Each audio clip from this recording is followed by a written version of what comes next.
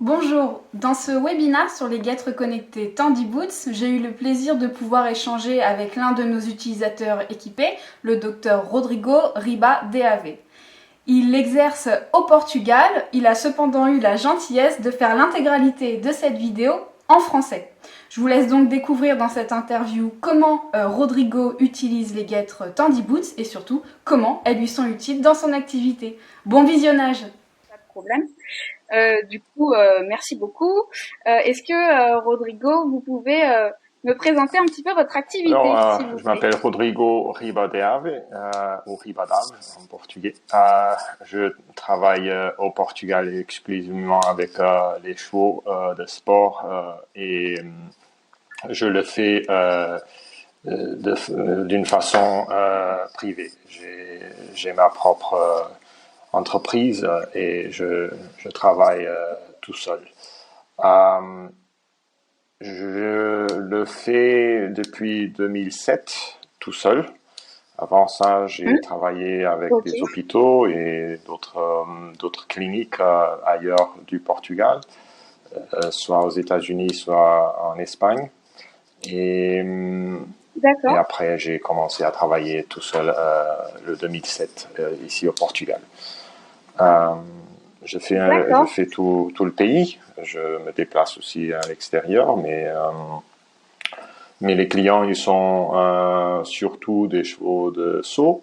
Euh, il y a aussi du dressage, mais la majorité, c'est des chevaux de saut. Euh, d'accord. Du coup, vous êtes spécialisé dans le suivi locomoteur ouais, du cheval de tout à fait, sport. tout à fait. Oui. Euh, Ok, Moi, ça. j'ai 47 ans et maintenant, je suis dans une phase un peu plus amusante de l'activité.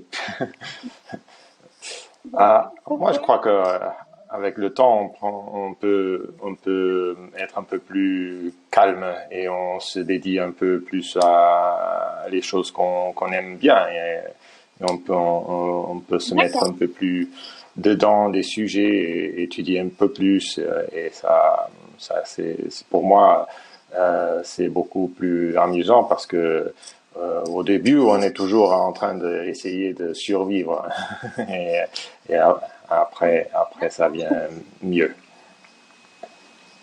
D'accord, je comprends. Bah, c'est intéressant. Et donc, vous, votre dada, si je peux dire, c'est la Ouais, médecine sportive. voilà. Ouais. Ok. Ok, super. Bah, merci beaucoup.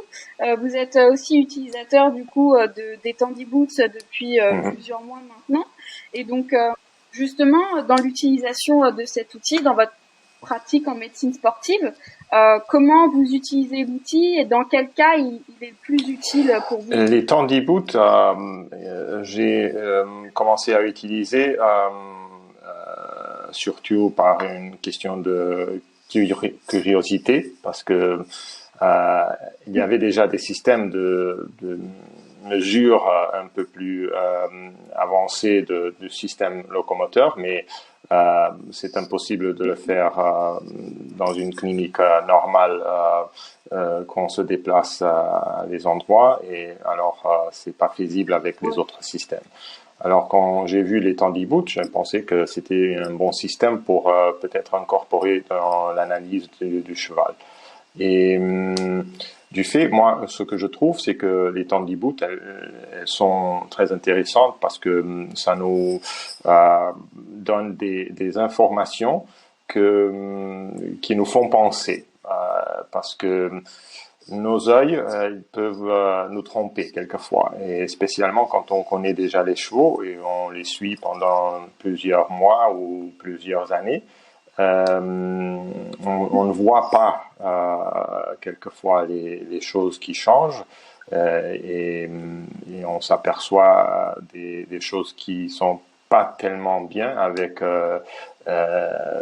les numéros que les temps d'e-boot nous donnent. De toute façon, pour moi, c'est un outil totalement vétérinaire parce que il faut faire une liaison totale avec la biomécanique du cheval. Il faut comprendre comment les chevaux fonctionnent, les pathologies, comment elles affectent les chevaux. Alors, c'est très important que on fait pas une interprétation directe du numéro, mais si on regarde le total de l'analyse, soit de l'examen physique et ce qu'on voit avec nos yeux, et après on met aussi les temps d'e-boot. Moi, mon système, c'est toujours de le faire séparément. Moi, je fais l'examen physique, je regarde les chevaux sans les temps d'e-boot, et après, je mets les temps d'e-boot. D'accord. Ok. Et vraiment, la donnée, en fait, elle vient compléter Ouais. vos observations Non seulement visuelles. compléter, mais quelquefois, elle me directionne à des choses que je voyais pas. Et qui, au premier moment, me semblait pas tellement mal. Et après, avec les temps d'e-boot, ça nous donne des numéros on doit se questionner un peu et voir pourquoi ils sont comme ça. D'accord, je comprends. Et justement, dans les données, du coup, parce que donc les temps d'e-boot vous apportent plusieurs données, une indication sur la répartition de la charge, sur la taille, la grandeur de foulée, sur les temps d'appui également. Est-ce que certains paramètres vous sont plus utiles que d'autres, ou ça dépend du contexte justement? Sur une certaine pathologie ou un certain problème, vous allez plus regarder telle donnée, ou comment vous faites? Comme j'ai dit, je crois qu'il faut regarder tout parce que chaque pathologie a une différence. Par exemple, la tendance, c'est de penser qu'un cheval qui a du mal sur un membre, il va avoir toujours une diminution de charge sur ses membres. On va voir que ça se déplace vers l'autre côté. Mais la vérité, c'est que c'est pas comme ça. Parce que, par exemple, quand on a et si on pense comment les temps d'e-boot fonctionnent, si on a un problème de suspenseur, par exemple, les suspenseurs, ils font baisser le boulet. Et si le boulet baisse, il y a peut-être un tout petit peu de charge qui va être déplacée vers le boulet qui descend un peu plus. Et alors, il faut penser que c'est pas le membre qui va bien, c'est le membre qui va mal.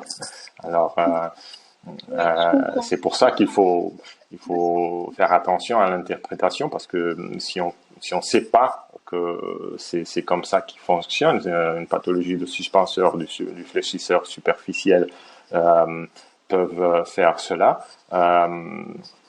Alors, on peut être trompé parce qu'on connaît pas la biomécanique. Alors, mais de toute façon, les données importantes, pour moi, elles sont tous importantes parce que quand je vois, par exemple, une diminution de la foulée, ça me questionne, mais elle est diminuée de quel côté? De la phase crânienne ou la phase postérieure? Alors, c'est intéressant d'investiguer un peu pour être sûr qu'on regarde les structures qui sont pas bien. D'accord, ok, intéressant. Et justement, du coup, est-ce que vous pouvez nous partager quelques cas d'usage que vous avez eu en Oui, réel j'ai dans votre eu pratique? plusieurs cas, mais j'ai pas eu le temps d'organiser toute l'information, mais de toute façon, j'ai eu un cas il y a 2 ou 3 jours très intéressant. C'était un cheval je voyais pas le cheval il y avait déjà 7 mois et je le connaissais, je savais qu'il avait des choses qui étaient déjà identifiées. Mais quand je l'ai regardé, je le voyais normal, comme je pensais qu'il était normalement. Et j'ai dit, bon, je vais mettre les temps d'e-boot et je vais voir qu'est-ce qui se passe. Et du coup, il y avait une absence totale du postérieur droit qui n'avait aucune charge en plus. C'était tout déplacé vers le gauche.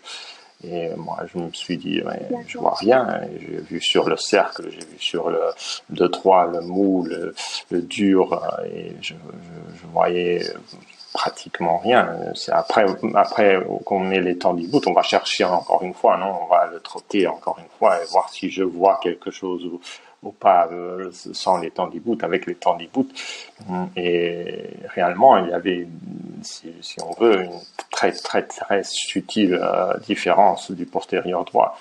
Mais les tendinite, elles étaient très très adamantes en disant qu'il y avait quelque chose qui n'allait pas avec le postérieur droit. Et alors, je suis retourné sur l'examen physique, j'ai bien regardé et j'ai trouvé une distension de la gaine du tendon du boulet du postérieur droit.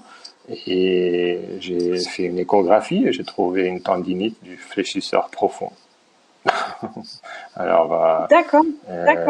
c'est quelque chose que peut-être si j'avais pas eu les tendinite, je crois que je ne dirais rien. Et... D'accord, je comprends, c'est vraiment intéressant parce qu'effectivement, ça nous est arrivé, on a eu ce cas qui nous a été rapporté avec un autre vétérinaire en Italie et effectivement, il disait voilà, avec les données des tendinite, je suis allée explorer le membre un peu plus profondément et à l'échographie, effectivement, il avait eu quelque chose, donc c'est vraiment... Il y a d'autres choses que j'ai déjà vues et j'ai déjà aussi compris un peu plus comment les chevaux fonctionnent du côté biomécanique parce que le soulagement que les chevaux font après qu'on commence à faire les anesthésies par exemple, moi je pensais que la force qu'ils allaient utiliser sur les membres, spécialement sur les antérieurs, serait augmentée parce qu'ils ne sentaient pas la douleur. Mais la vérité, c'est que, par exemple, avec des chevaux qui ont un problème naviculaire chronique, dès qu'on fait les anesthésies des naviculaires, des forces, elles diminuent bilatéralement. Et qu'est-ce qui se passe? C'est que on commence à voir que le centre de gravité du cheval, il va vers postérieur. Hein, et alors le cheval se trouve plus soulagé, il lève la tête, il n'est pas sur les épaules et ça change beaucoup la forme comme il fonctionne. Alors, j'ai déjà trouvé que c'est aussi intéressant de voir que ils peuvent se faire plus légers quand ils n'ont pas de douleur. D'accord, ok. Et ça, vous l'avez vu aussi dans les données des tendinite. Un cas en particulier. Okay, après, j'ai trouvé sur ce même cheval, j'ai trouvé une autre pathologie parce que il y avait toujours une différence vers l'antérieur droit et je ne réussissais pas à le bloquer avec les anesthésies. Et ça m'a emmené jusqu'en haut, jusqu'à l'épaule, et j'ai fait une anesthésie de la gaine du tendon du bicipital, et c'est là que j'ai trouvé le problème. J'ai fait tous les anesthésies, et après, on va pas si en haut normalement, mais il faut le faire. Et là, j'ai trouvé un problème, et effectivement, avec l'échographie, on a trouvé une altération sur le tendon du bicipital. Et je sais pas si c'est une cause ou une conséquence des autres pathologies qu'il a sur ce membre, mais de toute façon, c'est aussi quelque chose que j'ai eu l'opportunité de faire un peu plus pour le cheval parce que j'ai eu les données des tendinite. D'autre façon, les radiographies qu'il a sont terribles. Alors, je dirais, il y a un naviculaire qui est terrible, on doit le traiter. Il y a aussi le boulet, et bon, un filtre, c'est bon, mais c'était pas bon. c'est pas suffisant. Ok, d'accord, je comprends. Du coup, ce que je peux retenir, c'est que l'utilisation des Tandiboot, vous, en tant que vétérinaire, ce sont des données voilà, qui viennent compléter vos examens, qui vous aident aussi parfois à vous orienter dans votre recherche diagnostique et à faire du suivi de Oui, chevaux je que vous crois que connaissez bien. c'est correct, mais c'est surtout quand on arrive vers les 90% ou 80, euh, ouais, 90% de mobilité du cheval qui, je pense que va déjà bien, mais il y a les 10% qu'on voit pas. On a Mm. peut-être une idée de que peut-être ce cheval il pouvait être un peu mieux, mais on ne sait pas exactement où chercher. D'accord. Et alors, surtout quand on va sur le très très petit détail, c'est quand on peut sortir avec des données des temps d'e-boot et chercher un peu plus spécifiquement. Ouais.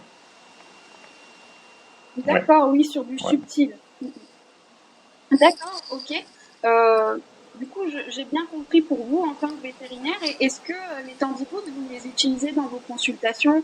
Est-ce que le propriétaire le voit ou non? Vous gardez les données réellement que pour vous ou vous en servez un peu en C'est, illustration? c'est, Comment?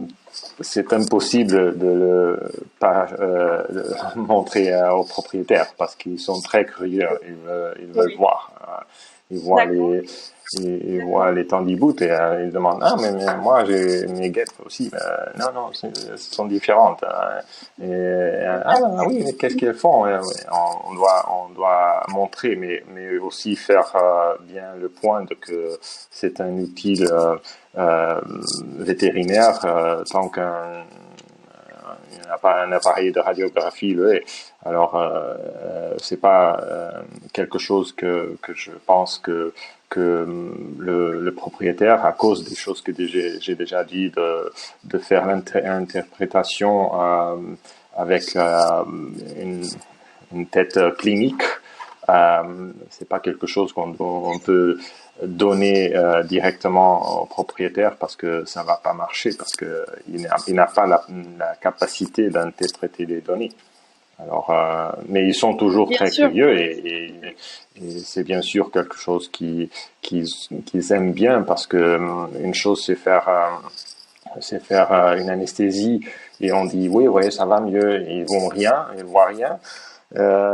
L'autre chose, c'est avoir une donnée avant, une donnée après et dire, regardez, on a déjà changé. Et Mm. ça, oui, oui, avec les numéros, c'est plus facile. Oui, d'accord. Ok, je comprends. Bon, bah super. Merci beaucoup pour ce retour Ouais. d'expérience, ce partage. Ah, Et on en essaye. français en plus.